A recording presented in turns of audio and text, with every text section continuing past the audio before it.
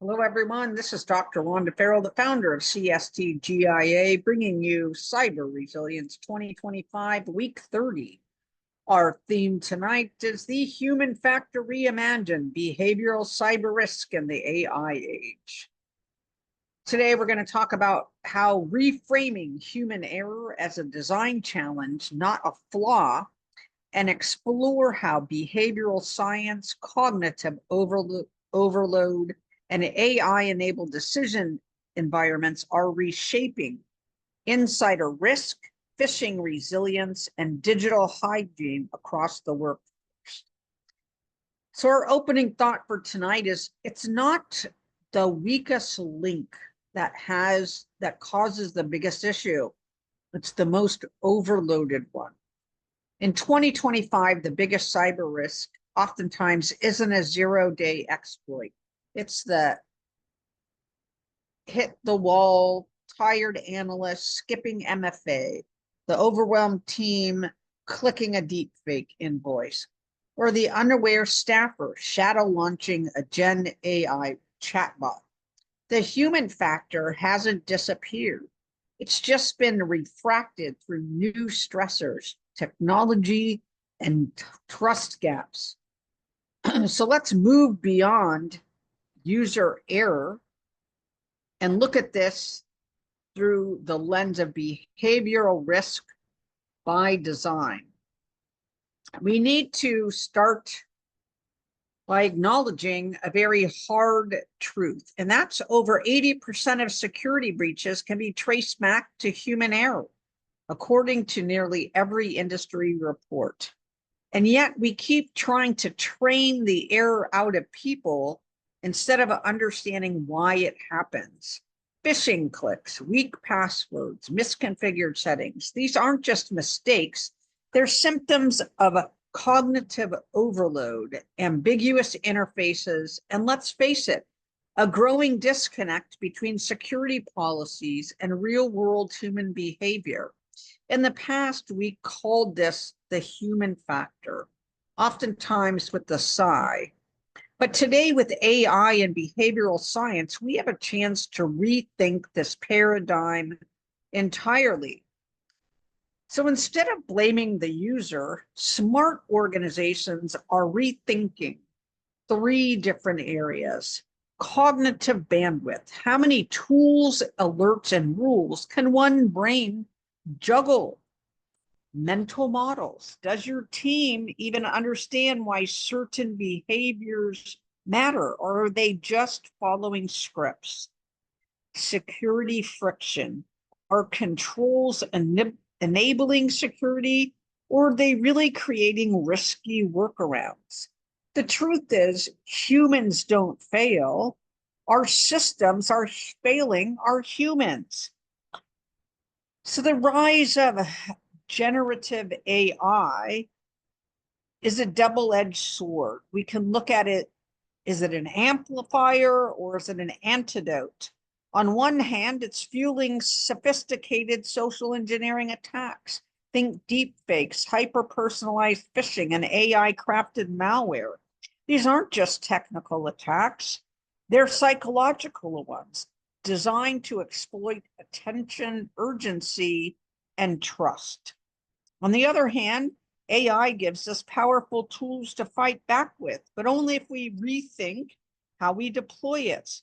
So here's the opportunity. Use AI not just for detection and response, but for understanding human behavior in context. AI can monitor behavioral baselines, not to punish deviations, but to flag potential stress points. AI-driven nudges can guide users to safer actions, like recommending a password manager or offering real-time feedback during risky tasks. Generative models can simulate social engineering attacks internally, helping staff build psychological immunity. But to do this well, cybersecurity must partner with behavioral science.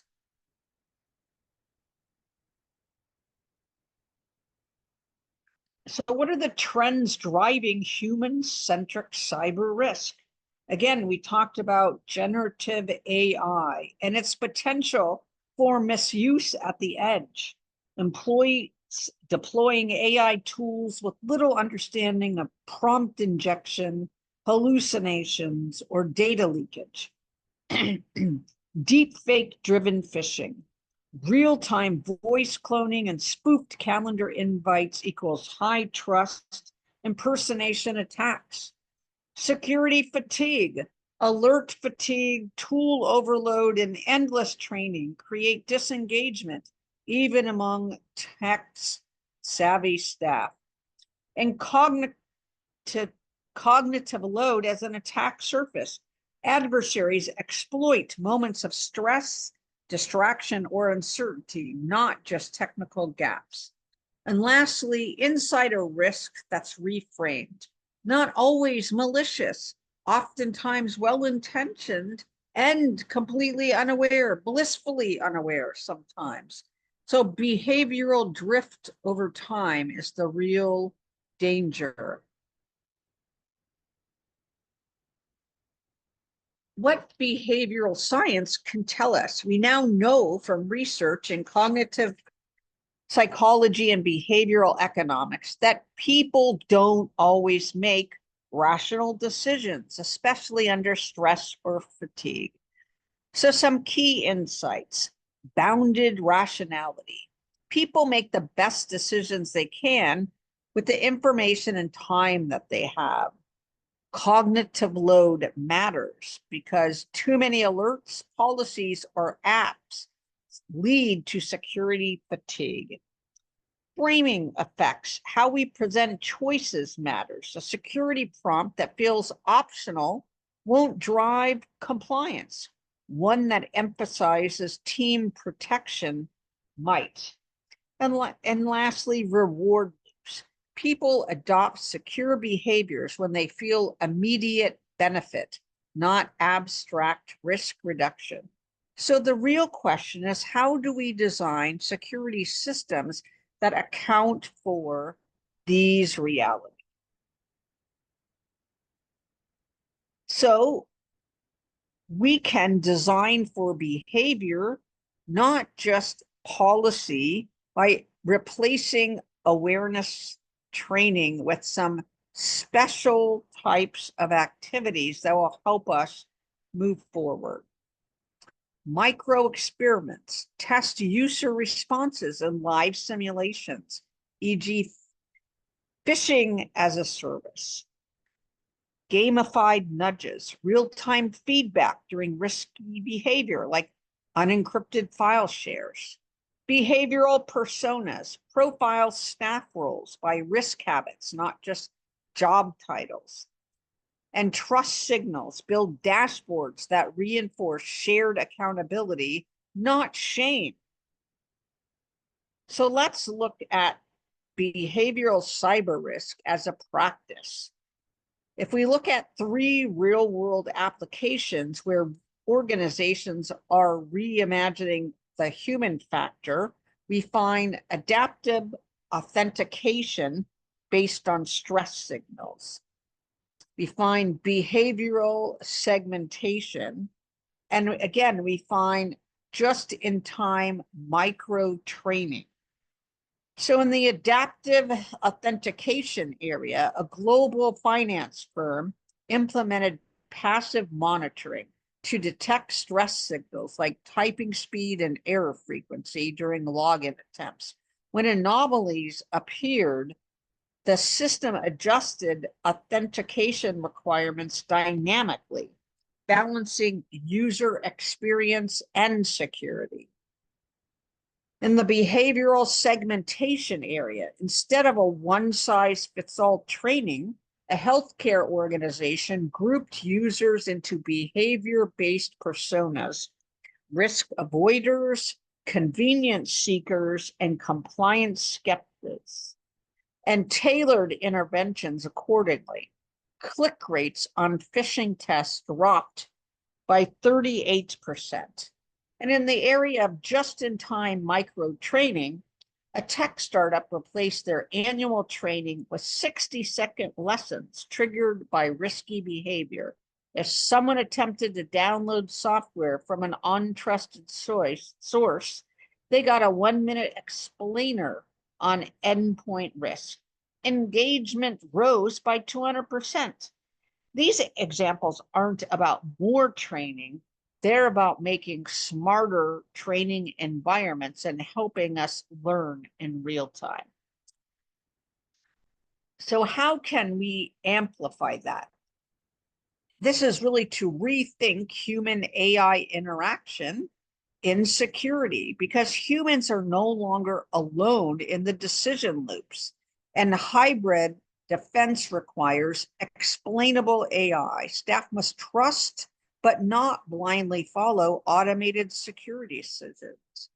It's inclusive of AI literacy, training staff to question, verify, and co-pilot AI tools securely.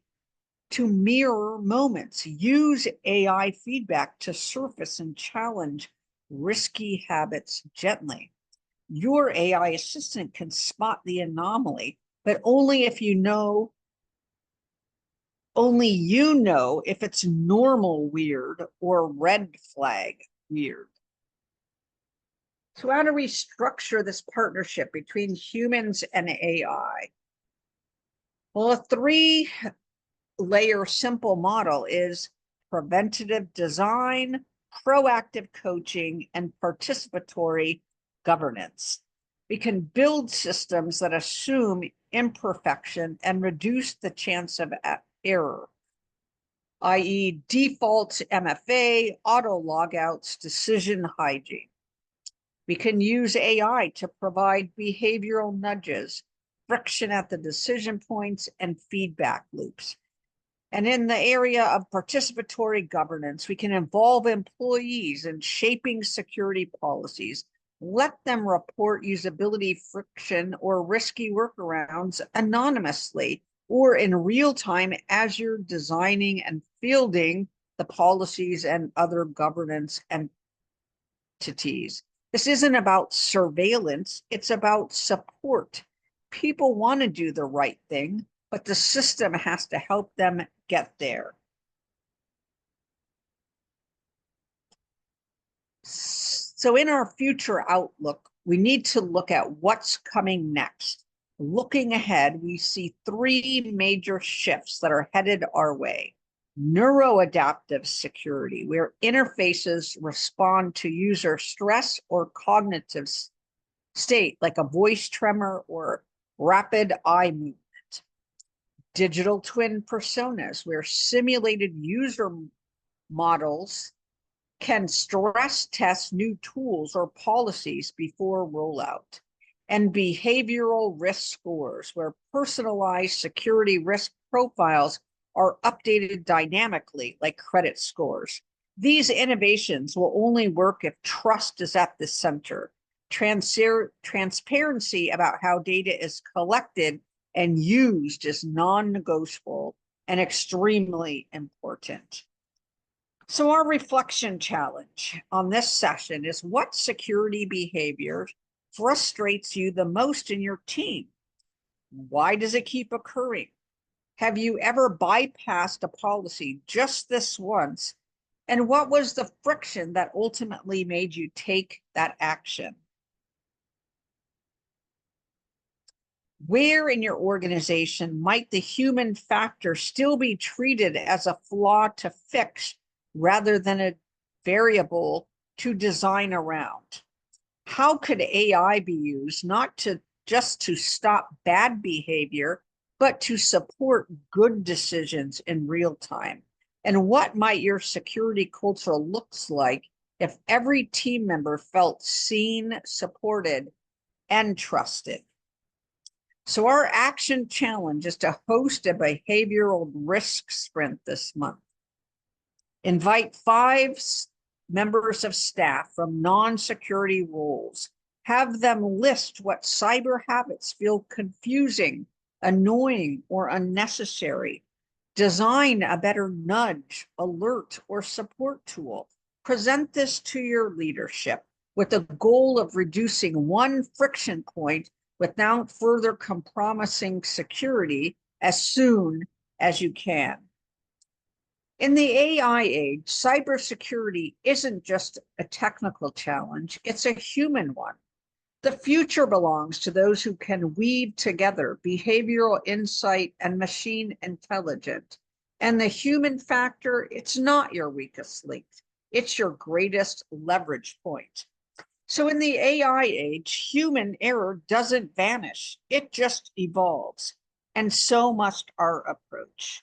The future of cybersecurity isn't just about smarter tech, it's about safer behavior by design.